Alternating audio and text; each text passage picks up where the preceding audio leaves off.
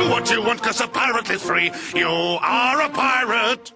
Salut. Il y a quelques jours, dans les commentaires d'une vidéo, je vous ai demandé si ça vous intéressait que je réalise une vidéo sur, on va dire, les coulisses de ma vidéo sur Micode. Et je vous proposais clairement de choisir deux options. Oui, vas-y, fais-la please, ou on s'en fout, va te pendre. Et donc c'est la première option qui l'a remporté avec une majorité écrasante, d'où cette vidéo. Je vais donc vous montrer aujourd'hui comment j'ai fait et vous montrer que j'ai rien laissé au hasard. Pour certains, cette vidéo sera du pur divertissement, pour d'autres, faut le prendre comme un tutoriel. Et cette vidéo rentre clairement dans une des thématiques de ma chaîne, que sont les stratégies YouTube. Tu peux d'ailleurs jeter un œil à la playlist si ça t'intéresse. Je vais donc maintenant te montrer les coulisses de cette vidéo en 12 étapes. C'est parti! La première étape, ça a été la validation. Savoir, est-ce que oui ou non, ça vaut le coup de surfer sur cette vague? Est-ce que ça va me faire croître? Profiter d'une ascension fulgurante d'un youtubeur pour croître en parallèle. Alors j'ai rien inventé, c'est une technique qui est très utilisée par de nombreux créateurs de vidéos sur YouTube. Le problème c'est qu'en général ça marche pas trop. Pourquoi? Parce que ceux qui font ces vidéos là le font sur des youtubeurs qui sont déjà extrêmement bien positionnés sur YouTube. Donc en général c'est sur Norman, Thibaut InShape. Imagine tu veux grossir, pour cela tu fais une vidéo sur Norman en espérant faire le buzz. Bah dis-toi que Norman il y a déjà une centaine de vidéos qui font chacune plusieurs millions de vues. Comment t'espères sortir du lot avec ça en face de toi? C'est pas possible. Donc moi ce que j'ai fait tout d'abord, c'est d'aller voir sa chaîne et j'ai remarqué qu'il y avait que 5 vidéos. Et en tapant Micode sur YouTube, tu remarques qu'il n'y a que 5 vidéos qui possèdent ce mot. Donc en ajoutant ce mot qu'est Micode, j'étais dans le pire des cas positionné sur la première page de YouTube en 6e position. Dans le pire des cas. Et autre petit fait marrant, quand tu tapes Micode, t'as Google qui te propose de faire une recherche de mycose. Ce qui prouve que Micode n'est pas un mot encore vraiment bien référencé. Et c'est à ce moment-là que j'ai eu le déclic. Et je savais que j'aurais aucun problème pour me référencer. La deuxième étape, c'est le titre. Le titre, pareil, j'ai rien laissé au hasard. Il y a 3 éléments clés dans mon titre. Micode, bien sûr, qui fait office de mot-clé.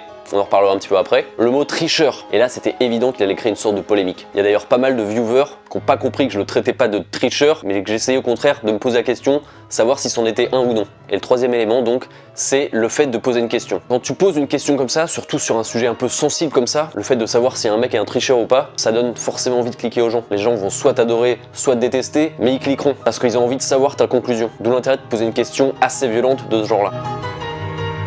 Ensuite vient la miniature. La miniature, j'ai carrément pompé le style de Micode, on est d'accord. Le but là, c'est de hacker le cerveau des viewers pour qu'ils pensent que cette vidéo était une nouvelle vidéo de Micode. En plus de ça, j'ai rajouté son nom, un point d'interrogation pour faire planer un peu le mystère, et le petit logo YouTube bien flashy. La quatrième étape, c'est pour moi essentiel, c'est les mots-clés. C'est en choisissant les bons mots-clés que tu vas pouvoir te référencer sur YouTube. À l'heure où je fais cette vidéo, si je tape Micode, j'apparais en première position, devant toutes ces vidéos. Et là tu te dis pourquoi? Eh bien c'est essentiellement parce que je me suis positionné sur le mot-clé de Micode, dans mon titre et dans ma description. Et ça, si tu fais des vidéos YouTube, tu dois savoir que c'est ultra puissant. En plus de ça, j'ai utilisé une technique de gros fourbe qui consiste à extraire les mots-clés de sa chaîne, je parle bien de sa chaîne dans les options avancées, de les copier et de les rajouter dans ma vidéo. Là mon but c'était vraiment de faire comprendre à YouTube que ma vidéo était associée à la chaîne de Micode. Le but là était de diluer ma vidéo dans ses vidéos à lui.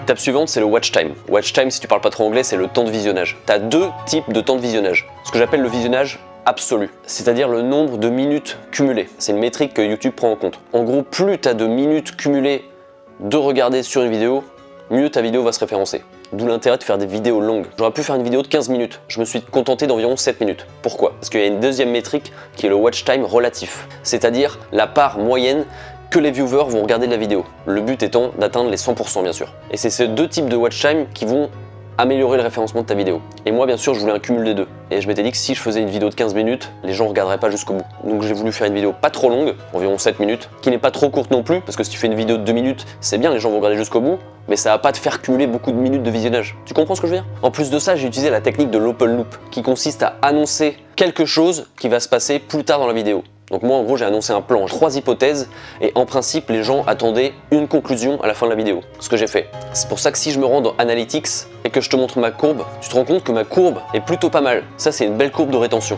On voit que les gens sont assez accrochés. A l'inverse, une mauvaise courbe de rétention ressemblerait plutôt à ça. Tu vois que la courbe s'effondre dès le début, ce qui signifie que les gens quittent la vidéo rapidement.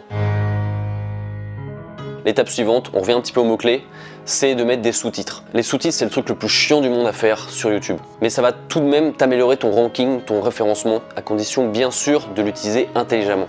D'où l'intérêt de faire un petit plan ou un petit script avant de faire tes vidéos, si tu comptes bien sûr ajouter des sous-titres. Parce que là, tout au long de la vidéo, j'ai dit le mot Micode, que j'ai rajouté dans les sous-titres bien sûr. Et ça améliore un petit peu la visibilité de ta vidéo.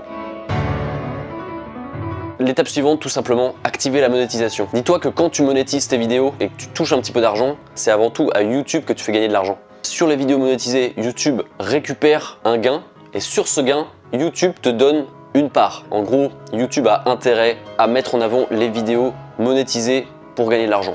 C'est logique.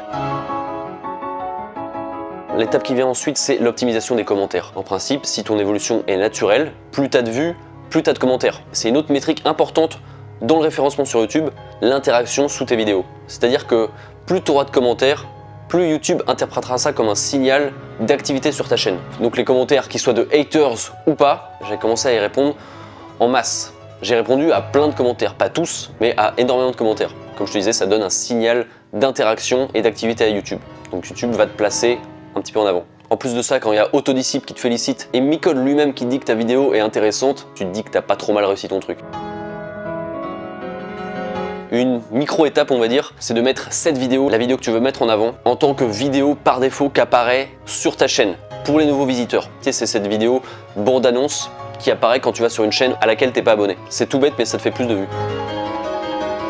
La deuxième étape, c'est bien sûr de publier ta vidéo sur les réseaux sociaux. Moi, personnellement, je l'ai fait sur ma page Facebook et sur mon compte Facebook en natif avec un lien pour qu'il y ait plus de portée, qu'elle soit mieux référencée. Et enfin, pour finir, une étape que j'estime cruciale sur YouTube.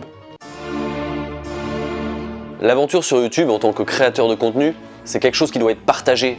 C'est quelque chose dont tu dois te sentir fier. C'est pour ça que c'est important qu'il y ait des gens qualifiés qui te suivent, des gens qui aiment ce que tu fais, des gens qui t'aiment, des gens qui sont là pour toi, des gens qui commentent tes vidéos, des bons commentaires si possible. C'est pour ça que tu dois donner des indices sur les thématiques de ta chaîne, pour pas que les gens se perdent et pour pas que les gens s'abonnent pour rien. Moi par exemple, je traite essentiellement de business en ligne, de web marketing, de réseaux sociaux et c'est important que les gens le sachent directement. Et tu vois que sur ma page d'accueil, j'ai laissé pas mal d'indices autour de cette vidéo qui permettent d'identifier facilement les thématiques de ma chaîne. Et vraiment, il vaut mieux avoir quelques centaines, quelques milliers d'abonnés qualifiés qui sont prêts à te suivre jusqu'au bout plutôt qu'1 million d'abonnés, et parmi ces 1 million, t'en as que 100 qui suivent le truc. Quantité n'est pas forcément qualité. Voilà, j'espère que cette explication t'a convaincu. Si tu crées des vidéos, j'espère que ça va t'être utile. Je tiens beaucoup à remercier Micode parce que c'est quand même grâce à lui que j'en suis là. C'est quand même indirectement grâce à lui que ma chaîne YouTube a pu avoir une croissance comme celle-là, même si elle n'est pas aussi fulgurante que la sienne. Je vais revenir à ce que je faisais généralement, c'est-à-dire donner des petites astuces, des petits tutoriaux, même si ça doit me rapporter que 1000 vues par vidéo, ça me dérange pas. En tout cas, merci aux gens qui m'ont permis de croître comme ça, c'est vraiment top. Je vous souhaite une bonne journée. Ciao!